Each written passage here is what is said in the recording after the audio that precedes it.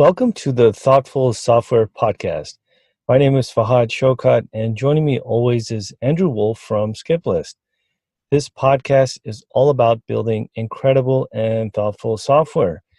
In this episode, we discuss blockchain, an exciting topic where crypto and Bitcoin get all the hype. However, there is so much more going on in the background, so to speak, with this exponential technology.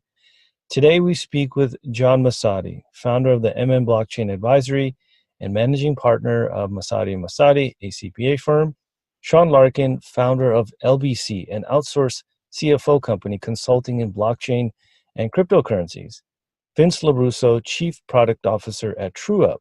They're using gamification and skill-based challenges designed specifically to educate accounting professionals. They're all expert CPAs and very passionate about blockchain, and they strongly believe that blockchain will change their profession. This discussion was sparked by recent news of Walmart pushing blockchain onto its suppliers. Well, what does that really mean? Are these farms supplying to Walmart going to have to hire blockchain developers? Not sure. But one thing is for sure is Walmart is making a huge push into blockchain, so it's not going away. And probably the first person these farms may turn to is their accountant. So this leads us to an interesting industry-changing transformation where today's accountants will need to reskill and reinvent themselves as technical accountants for tomorrow. Also, what will CFOs of the future look like? How will they work with CIOs and engineers? We discuss these topics and so much more in this fascinating conversation. John kicks us off discussing and describing the differences of the internet boom of the late 90s and blockchain adoption today. Then you'll hear from Sean and Vince. Hope you enjoy. So here we go. I always made the argument that the difference between, blockchain today, say Internet 2.0 versus the original Internet is, yes, the hype was way beyond the tech back in the 90s, but that also was because the internet wasn't even built yet, right? But now the internet is built and there's this platform. So you would think that the Internet 2.0 and blockchain adoption would occur at a much more rapid pace. And I agree with that, but there's another component to it that has to be taken into consideration, that in order for the blockchain to work for any company, everyone in that ecosystem needs to be on it. And so that's going to take time. So that's why it's going to take a lot longer, I think, than I anticipated in the past. I mean, I always knew that, but when you really start getting more involved and seeing it, it's just the reality of it is it's going to take time. But I some people say 20 years. I'm still a 3 to 5 year guy on that. But I do believe that it's going to take time. So there's really interesting adoption statistics in the first 25 years of adoption. Telephones only saw 20% adoption in the first 25 years. After that, they saw exponential growth. There are 3 or 4 technologies like this. I'll get the exact numbers for you guys. But blockchain, to expect it to get the adoption it needs in 3 or 5 years, it could, right? Things are definitely accelerating in the tech sector and how people use technology. But if you look at it from the internet perspective, we're still in the early days of the internet even, right? We have not seen we've seen the quickest adoption of any technology ever, where at the end of the 25 years, I think 80% of people will have the internet. There's still 20%, which, as population is growing, could be closer to 2 billion people without the internet. And blockchain might see even bigger. They might be 90% of 25 years, but that 10%, that matters when we talk about economies. That matters when we talk about supply chain. You can't say, 20% of our blockchain is perfect and this or 80% of our blockchain is perfect, but this other 20%, it's terrible, right? It doesn't work that way. Let's just look at Walmart though, right? So they're the biggest, I believe they're the biggest grocer in the world. They're going to push really, really hard over the next few years for all of their suppliers to get onto their blockchain. And they have the leverage to do that, right? And so some of the other things that we were talking about fall outside of the scope of, say, Walmart's ecosystem.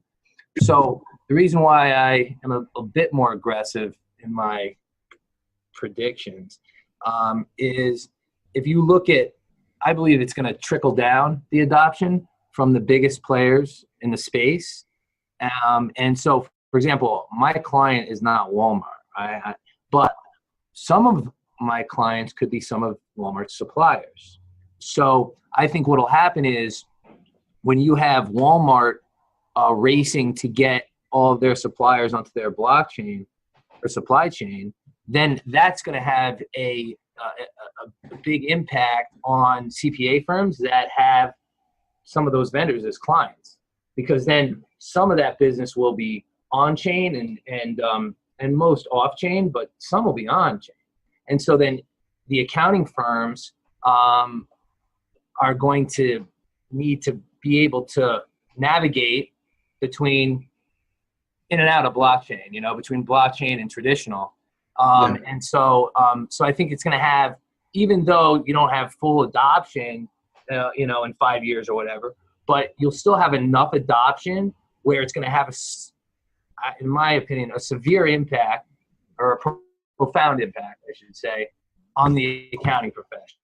So I was looking for that 25-year adoption rate, but this is actually more interesting. It took 45 years for electricity to get to 25% of the U.S. population. In converse, the next radical technology was telephone, and that took only 35. It took 30 years for the radio to get to 25% of the population, a little over 25 for the television. The PC, it took 15. The mobile phone, it took 12 and a half. The web, 5 years, and smartphones, a little under 2.5. Mm-hmm. So we're seeing a massive adoption rate increase, almost exponential, close to the compared as each new technology thing goes. And you can argue blockchain is one of those technologies that is as transformative as the web or smartphones. So maybe it only takes 3 years. Maybe it's a year and a half, right, to get to the adoption rate you're talking about. And that's only 25% of the population, right? But when we talk economies and things like that, well, you can't say, well, this 25% of the people gets to contribute to our economy and you non-blockchain adopters can get the hell out of my economy. You can't do that. And so it'll be interesting. How do we make it accelerate, but also allow it to be inclusive to everybody that has to participate? So it's interesting. I think it's not necessarily the bell curve. It's the long tail of adoption that's going to hurt how quickly blockchain can be rolled out. Yeah, that's good stuff. And I can't wait to look back, right, and see how this plays out. But, right away I start thinking about, like, the movement, right? The movement that is crypto and blockchain that started everything. And I look at some of the projects out there right now, the banking be unbanked, right? That's like a big thing, right? And Stellar, right? Stellar kind of came from Ripple in a way, like that protocol. And they made their whole initial mission, right, was to take that kind of Ripple that people associate with bank, right, X-Rapid with the banking, it's going to be a centralized solution, blockchain solution for banking.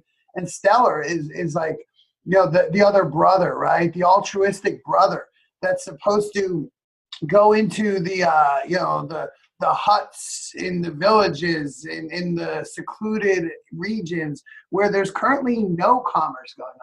And they're supposed to get cell phones in those people's hands and all of a sudden turn them into individual economic entities, right, that can transact through XLM.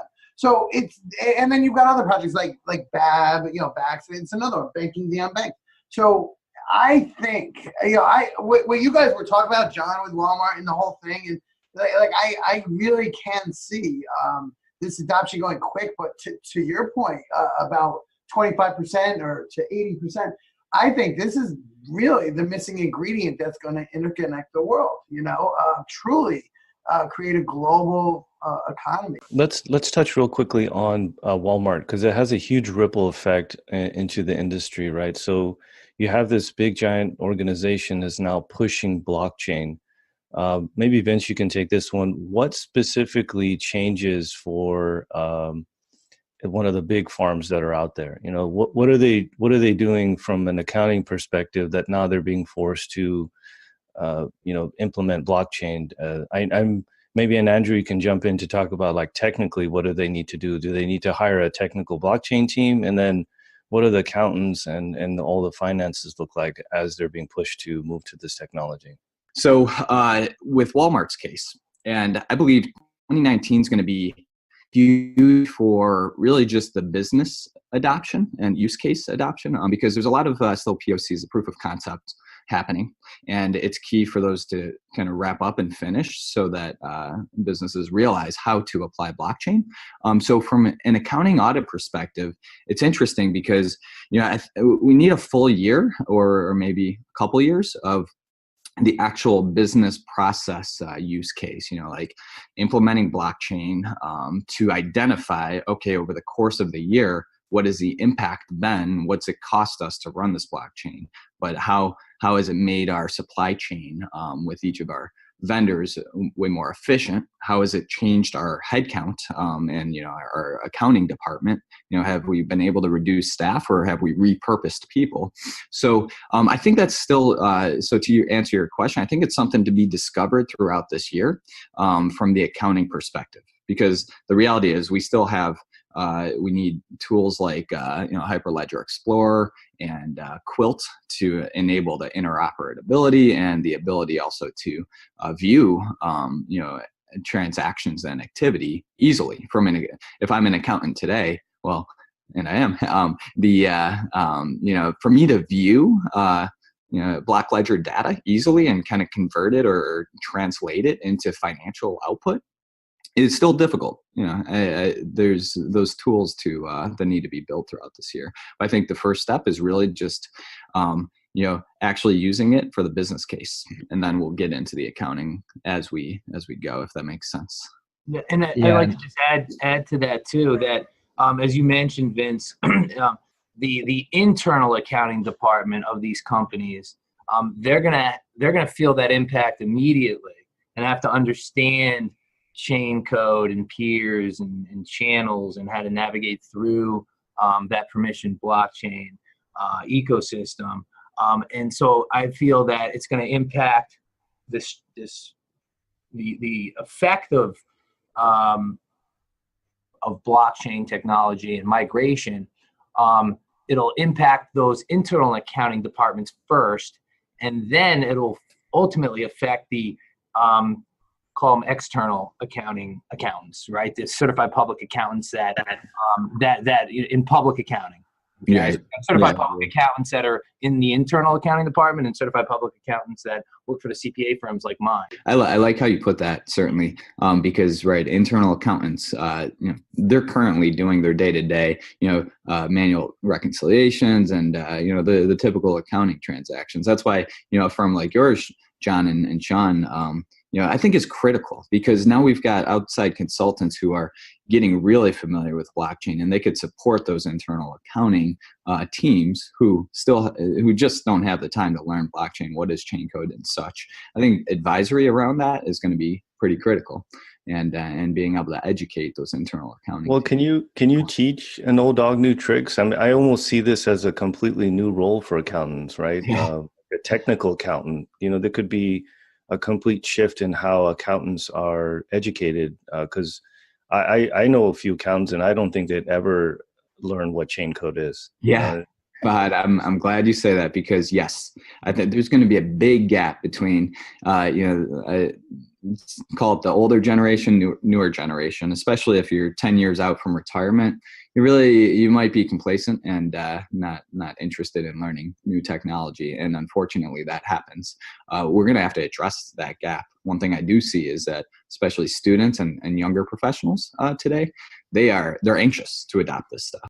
Another, gap in the experience and the skill sets is going to be something I think we had touched on it. It's currently, right, if you're setting up your accounting solution, right, on the cloud or whatever it is, like Oracle or Amazon, there's all these IT professionals and so forth that are also certified there, and they do contract work and they lend support, and you can put in tickets and you can get support and stuff like that. But we've found that you can go to different service providers. When it comes to blockchain, that excess of knowledge isn't there. So that readily available consultation is just not there through the big providers, because they don't have that infrastructure yet. And it's not like they can go and hire 100,000 blockchain specialists to service all that, because it's cost prohibitive right now for that, and it just doesn't exist, those people. So it is interesting how everyone's feeling their way along, and it's got to all come together. But without awareness now and a focus on educating ourselves now, how does this apply to my business flow? How could this affect my company, or my competitors? Without those questions, it's going to be interesting. Maybe, because right now it's very clunky navigating through blockchain solutions, right? But 10 years from now, it should be seamless. Just like Andreas Antonopoulos mentioned in one of his YouTube videos that, it took 3 days to send an email back in 1990 or something.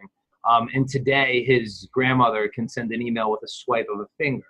So let's play that out. 10 years from now, a lot of these blockchain solutions and software solutions are seamless, right? And so I think then I see that 10-year gap as one big, huge opportunity for CPA firms and advisory firms to capture that work while it's still clunky and really understand the underlying technology and capture a tremendous amount of business throughout that time frame. But I also feel that if you in a blink of an eye, it's 10 years out, maybe, I don't know, but maybe it may not be as challenging as we think on the accounting side. But I know for a fact it's extremely clunky right now, and it's extremely challenging, especially if you don't have any background in blockchain or crypto. Let's take a step back and start thinking about how this affects, and it's going to affect every company. Everyone does accounting. If you have a company, you do accounting. But we are hiring a CFO next year, and they're going to have to start thinking about blockchain, how it affects skip list and all that. How does it really affect the role of the CFO? I mean, this stuff is going to be dramatically different than it used to be. How do we make sure that we don't disrupt that? Right now, the CFO, you're looking at, you're ensuring the transaction, right? It's all about that data and the integrity of that data. I mean, that's such a key component of what you're passing along and verifying, and that the blockchain is going to kind of render, an obsolete function of your job with, the immutability, the transparency, the shared nature.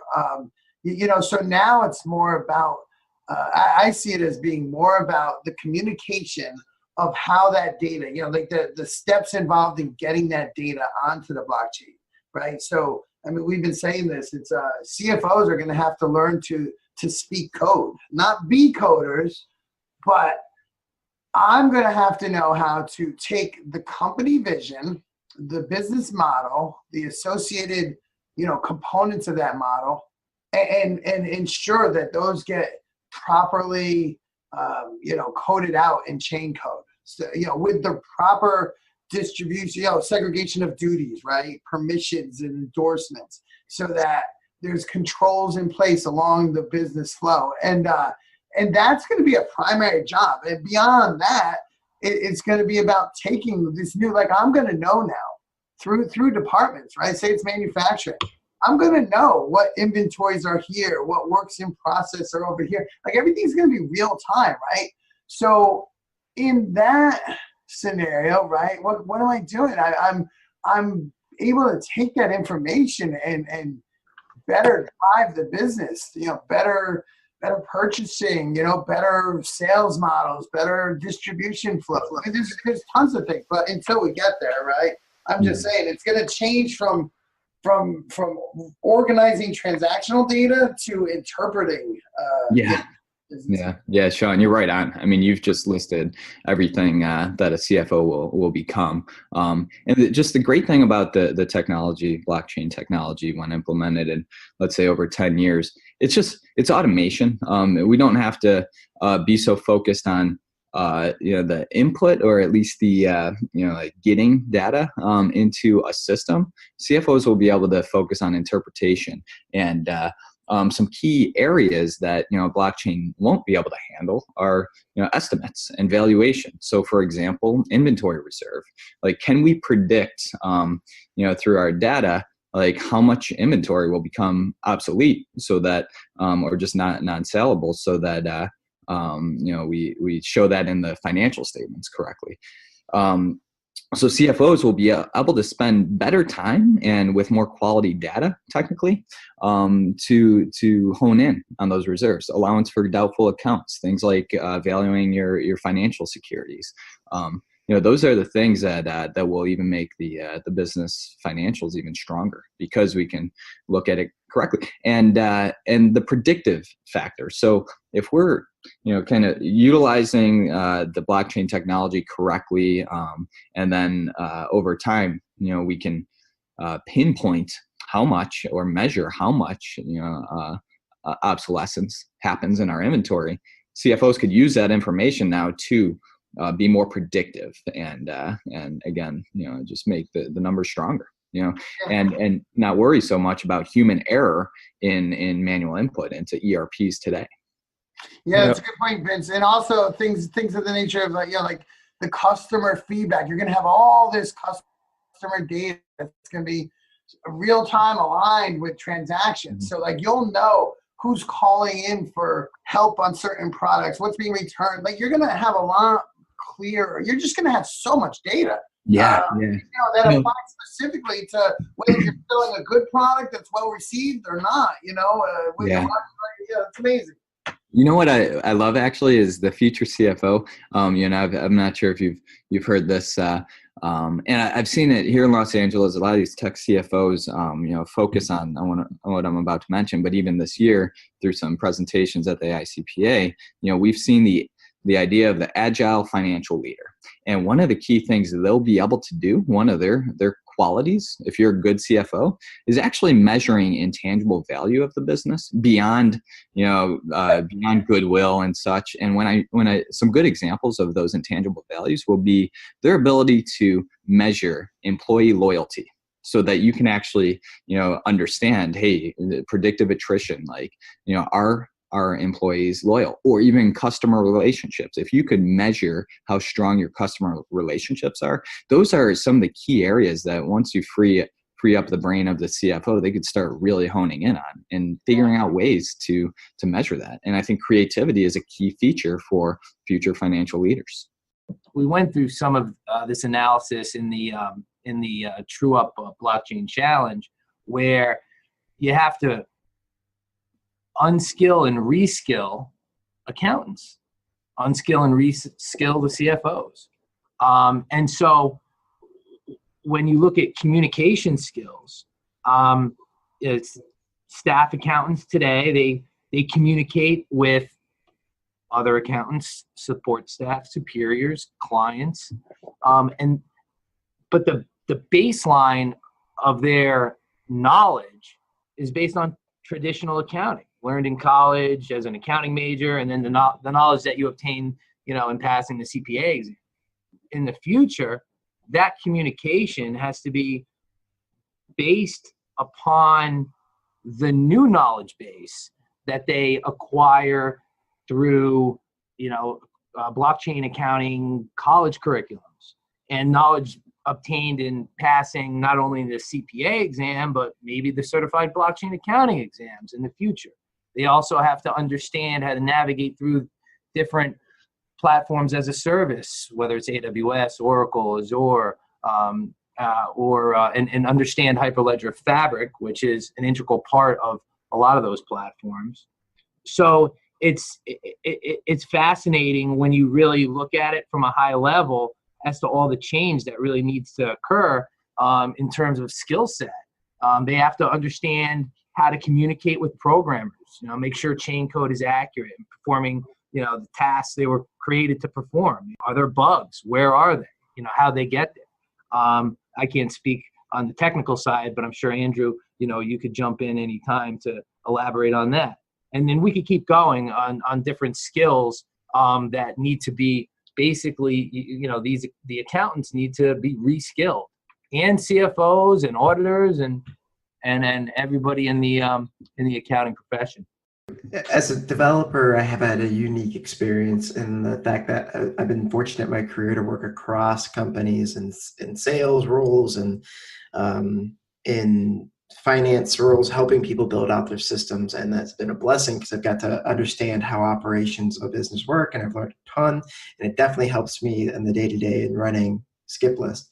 A lot of people don't have that though. So you're going to ask an engineer who didn't take a finance class because they minored in English or whatever when they went to college to learn how finance works, and they're going to have to manage that block code. And even if you don't give it to your engineering department, but if you have just a standard IT department, these sysadmins, CIOs or the like are going to have to learn how code works, which is probably where everything's going anyways. What do you tell the CIO, the VP of information technology, that they're going to have to start managing this block code, these smart contracts? I mean, that's got to be a big strain for them. I think the CFO and the CIO are going to become two primary. They're going to work in tandem going forward, right? And they're going to be central to a lot of business decisions. And like we were talking about, so John and I were going to take like a Hyperledger class, right? Like we were talking about, how exactly this, the coding, the chain code. I'm like, I'm finance. I'm not a developer or a coder. And, but we realized, the truth is, right, what you just said, coders, it's a level playing field. Coders are not accountants, so it's not like I bring as much to the table as anybody else, right? Like we all need to kind of meet in the middle. So the coder and the developer are going to need to understand business concepts and workflows much better. And the CFO is going to need to understand how the chain code is being built out, how the channels are set up, what the nodes are, and all that stuff, who the peers are, just the same. It's not going to work unless there's kind of a melding in the middle of these skill sets. How about that though? Can the coder and the programmer keep programming? But the accountant, can he just do traditional accounting? No, right? The accountant's going to have to understand some basic concepts at the minimum of programming, right? Whereas maybe, maybe, I could be completely off on this, but I would think that a programmer can continue to program and not necessarily have to migrate over to the business side. But the accountant is certainly going to have to migrate over to some degree to have an overall understanding of, at a high level of programming and IT just in general. Yeah, and I think this is it's actually a great opportunity just from the business perspective for two different departments, the engineer and the accountant, to get on the same page as to what the business is, because accountants are going to have to communicate business logic to the engineer. So the engineer is going to get a different, interesting insight into how the company works from let's say a financial perspective. But it's also great if we as long as they can. A key skill is communication in the future. And part of that is the accountant's ability to ask the right questions. So let's say they have some basic understanding of code or what goes into a chain code. Well, as they're working with an engineer, the accountant has to be good at asking the right questions of the engineer too, to find out, pick the engineer's brain about what can we and can we not do within a chain code as well. So they have to leverage each other and ask each other the right questions. This is where communication's key. And have you guys seen anything similar in the past that's required accountants to be a little bit more technical? Any like cloud services or the web that require this interaction? I mean, because we're asking accountants now that, it's a must that you need to be a little bit technical.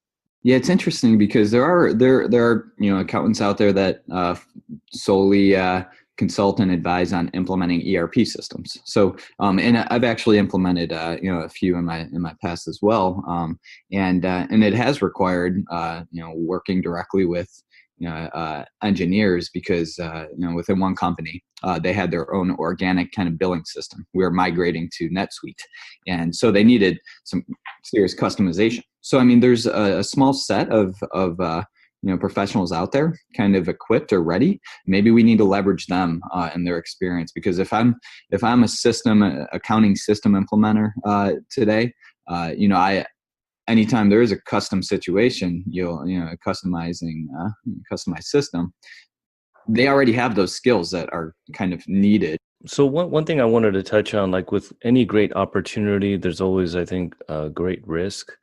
I had this experience when I was at CES, and I was in a cab actually, and the cabbie actually turned around without even knowing me just right when we got in and showed me his Coinbase account and how he bought a bunch of Bitcoin. And it was just around January, right? So kind of when the height of Bitcoin. And so I felt kind of bad that this guy now probably, I don't know, you've seen a lot of cases of people pouring their money into crypto and the blockchain. And now you also see now Walmart's pushing a lot of companies into blockchain. What risks do you see in this? And maybe what's a better way for an organization to get started in blockchain or get themselves educated? I just find there should be some more reliable resources out there. And how can people like protect themselves from a lot of the nonsense that might happen around this? One of the biggest risks is lack of education and understanding of cryptocurrency right now. What is the real value being exchanged when you buy a coin? And I do believe cryptocurrency has its place in this world. We need to figure out how it applies the best way for transacting and exchanging value between businesses or consumers. But my fear is that consumers are just buying into the buzz. One thing, Coinbase recently kind of retweaked their model to be I hate to say, a retail crypto coin service, just like Circle Invest. And, my fear is that they're making it very easy for common people who may not be educated to purchase, this cryptocurrency, especially in bundles. Like I could buy 5 or 10 different coins in a single, and I hate to say investment.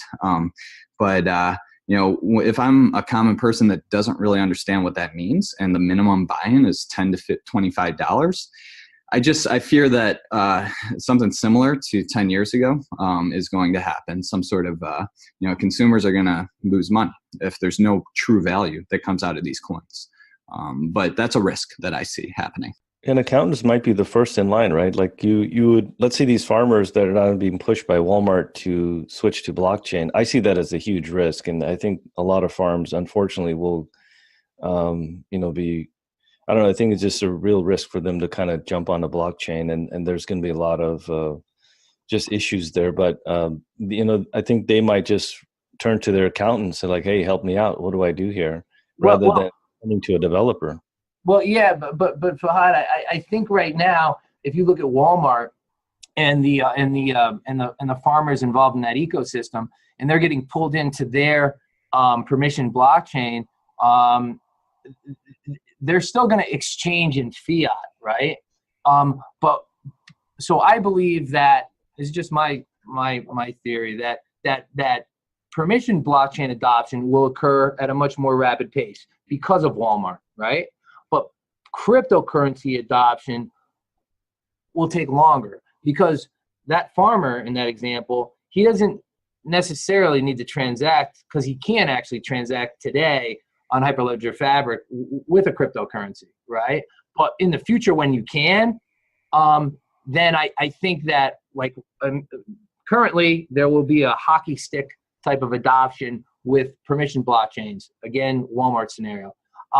But the cryptocurrency adoption will be much slower because of all these risks that we're talking about.